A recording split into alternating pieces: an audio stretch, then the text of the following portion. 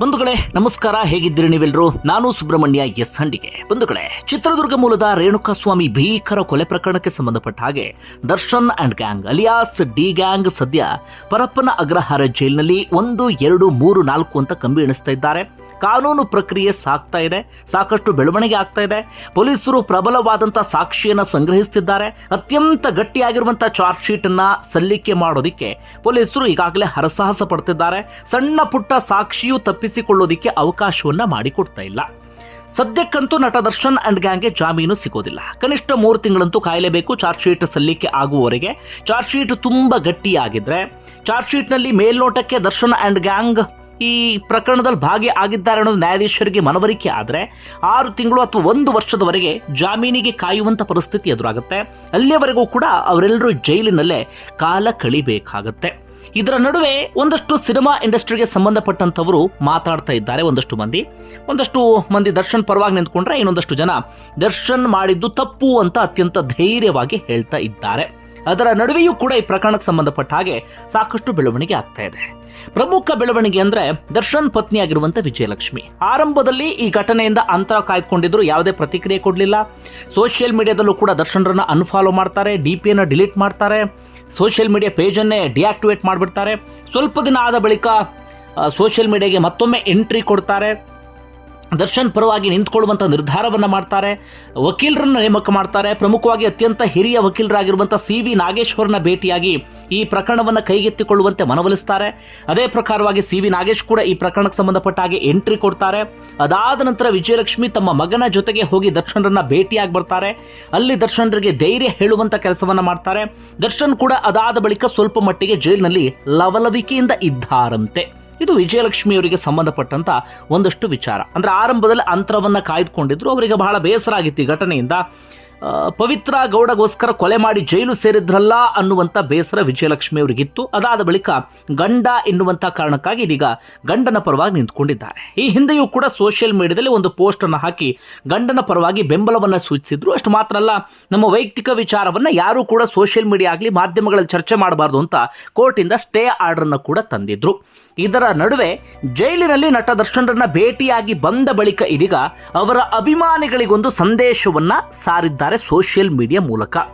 ಜೊತೆಗೆ ಒಂದಷ್ಟು ಮಂದಿಯ ವಿರುದ್ಧ ಆಕ್ರೋಶವನ್ನ ಕೂಡ ಹೊರಹಾಕಿದ್ದಾರೆ. ಪರೋಕ್ಷವಾಗಿ ಮಾಧ್ಯಮಗಳ ವಿರುದ್ಧ, ದರ್ಶನ್ ವಿರುದ್ಧ ಮಾತನಾಡುವವರ ವಿರುದ್ಧ ಆಕ್ರೋಶವನ್ನ ಹೊರಹಾಕಿದ ಹಾಗೆ ಕಾಣಿಸ್ತಾ ಇದೆ. ಏನ್ ಸಂದೇಶ ಅಂತ ಗಮನಿಸ್ತಾ ಹೋಗೋಣ. ಈ ಸಂದೇಶವನ್ನು ಗಮನಿಸ್ತಾ ಗೊತ್ತಾಗುವಂಥ ವಿಚಾರ ಅಂದರೆ, ಇದೀಗ ವಿಜಯಲಕ್ಷ್ಮಿ ತುಂಬ ಸ್ಪಷ್ಟವಾಗಿ, ತುಂಬ ಗಟ್ಟಿಯಾಗಿ ಗಂಡನ ಪರವಾಗಿ ನಿಂತ್ಕೊಂಡ ಹಾಗೆ ಕಾಣಿಸ್ತಾ ಇದೆ.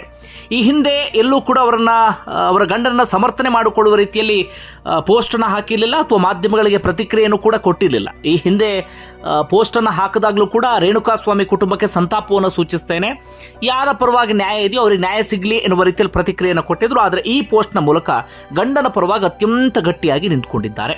ಏನು ಪೋಸ್ಟ್ ಅಂತ ನೋಡ್ತಾ ಹೋಗೋದಾದ್ರೆ, ನನ್ನ ಪ್ರೀತಿಯ ಸಹೋದರರೇ, ದರ್ಶನ್ ಅವರಿಗೆ ನೀವು ತಮ್ಮ ಅಭಿಮಾನಿಗಳು ಅಂದ್ರೆ ಅಪಾರವಾದ ಪ್ರೀತಿ. ನೀವು ಅವರನ್ನ ಪ್ರೀತಿಸುವಷ್ಟೇ ಅವರು ತಮ್ಮ ಸೆಲೆಬ್ರಿಟಿಗಳನ್ನ ತನ್ನ ಹೃದಯದಲ್ಲೇ ಹೊತ್ತಿರುವುದು ನಿಮಗೆ ಗೊತ್ತಿದೆ. ಇದೊಂದು ಪರೀಕ್ಷೆಯ ಸಮಯ. ನನಗೆ, ನಿಮಗೆ, ನಮ್ಮೆಲ್ಲರಿಗೆ ನಾವು ತಾಳ್ಮೆ ಕಳೆದುಕೊಂಡು ಮಾತನಾಡೋದ್ರಿಂದ ಹಾನಿಯಾಗುವುದು ನಮಗೆ. ಆದ್ದರಿಂದ ತಾಳ್ಮೆ, ಶಾಂತಿಯಿಂದಿರೋಣ. ನಿಮ್ಮ ಆತಂಕವನ್ನು ನಾನು ದರ್ಶನ್ರಿಗೆ ತಲುಪಿಸಿದ್ದೇನೆ.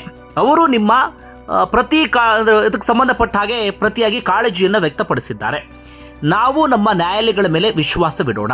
ನಮಗೆ ನ್ಯಾಯ ಸಿಗುವ ಸಂಪೂರ್ಣ ಭರವಸೆ ನನಗಿದೆ.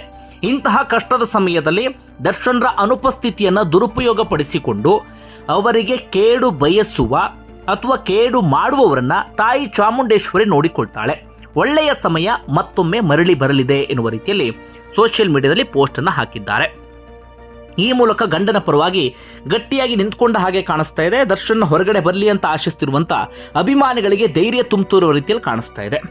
ಇದು ವಿಜಯಲಕ್ಷ್ಮಿ ಅವರು ಈ ಪೋಸ್ಟ್ ಅನ್ನು ಗಮನಿಸ್ತಾ ಇದ್ದಾಗ ಅನ್ಸೋದು, ಈ ಹಂತದಲ್ಲೂ ಕೂಡ ಗಂಡನ ಪರವಾಗಿ ಇಷ್ಟು ಗಟ್ಟಿಯಾಗಿ ನಿಂತ್ಕೊಳ್ತಾರಲ್ಲ ಅಂತ ಹೇಳಿ. ಯಾಕಂದ್ರೆ 2011ರಲ್ಲಿ ಇದೇ ದರ್ಶನ್ರಿಂದ ಅತ್ಯಂತ ಕೆಟ್ಟದಾಗಿ ಹಲ್ಲೆಗೆ ಒಳಗಾಗ್ಬಿಟ್ಟಿದ್ರು. ಗಂಡನ ವಿರುದ್ಧವೇ ದೂರನ್ನ ಕೊಟ್ಟಿದ್ರು. ಗಂಡ 28 ದಿನಗಳ ಕಾಲ ಜೈಲು ವಾಸವನ್ನು ಅನುಭವಿಸುವಂತ ಪರಿಸ್ಥಿತಿ ಎದುರಾಗಿತ್ತು. ಅದಾದ ಬಳಿಕ ಕಾಂಪ್ರೂವ್ ಮಾಡಿಕೊಂಡು ಅದಾದ ನಂತರ ಗಂಡನ ಜೊತೆಗೆ ಆರಾಮಾಗಿದ್ರು. 2016ರಲ್ಲಿ ಮತ್ತೊಮ್ಮೆ ಹಲ್ಲೆ ಆಗತ್ತೆ. ಚನ್ನಮ್ಮನ ಕೆರೆ ಅಚ್ಚುಕಟ್ಟು ಪೊಲೀಸ್ ಠಾಣೆಗೆ ಹೋಗ್ತಾರೆ. ಅಲ್ಲಿ ಪೊಲೀಸರು ಸಂಧಾನ ಮಾಡಿ ವಾಪಸ್ ಕಳಿಸ್ಕೊಡ್ತಾರೆ. 2018ರಲ್ಲಿ ಮತ್ತೊಮ್ಮೆ ಹಲ್ಲೆ ಆಗಿತ್ತಂತೆ. ಅದಾದ ಬಳಿಕ ಅವರ ಬದುಕಿನಲ್ಲಿ ಪವಿತ್ರ ಗೌಡ ಬಂದ ಮೇಲೆ ಗಂಡ ಹೆಂಡತಿ ನಡುವೆ ಇನ್ನಷ್ಟು ಸಮಸ್ಯೆಯೂ ಕೂಡ ಏರ್ಪಟ್ಟಿತ್ತು. ಸೋಷಿಯಲ್ ಮೀಡಿಯಾದಲ್ಲಿ ಪವಿತ್ರ ಗೌಡ ವಿರುದ್ಧ ಬಹಿರಂಗವಾಗಿ ಆಕ್ರೋಶವನ್ನು ಕೂಡ ಹೊರಹಾಕಿದ್ರು. ಈ ರೀತಿಯಾಗಿ ಗಂಡನಿಂದ ಮತ್ತೆ ಮತ್ತೆ ಸಫರ್ ಆದರೂ ಕೂಡ, ಗಂಡನಿಂದ ಮತ್ತೆ ಮತ್ತೆ ನೋವನ್ನು ಅನುಭವಿಸಿದ್ರೂ ಕೂಡ ಈ ಕ್ಷಣಕ್ಕೂ ಗಂಡನ ಬೆಂಬಲಕ್ಕೆ ನಿಂತ್ಕೊಂಡಿದ್ದಾರೆ. ಈ ಕ್ಷಣಕ್ಕೂ ಗಂಡ ಮಾಡಿದ್ದೇ ಸರಿ ಎನ್ನುವ ದಾಟಿಯಲ್ಲಿ ಮಾತಾಡ್ತಾ ಇದ್ದಾರೆ.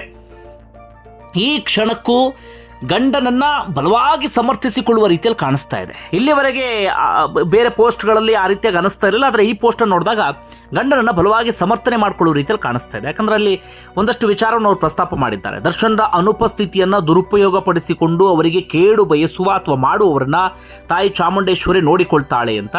ಒಳ್ಳೆಯ ಸಮಯ ಮತ್ತೊಮ್ಮೆ ಬರುತ್ತೆ ಎನ್ನುವ ರೀತಿಯಲ್ಲಿ, ಜೊತೆಗೆ ನಮಗೆ ನ್ಯಾಯ ಸಿಗುವಂತ ಸಂಪೂರ್ಣ ಭರವಸೆ ಇದೆ ಎನ್ನುವ ರೀತಿಯಲ್ಲಿ ಮಾತಾಡಿದ್ದಾರೆ.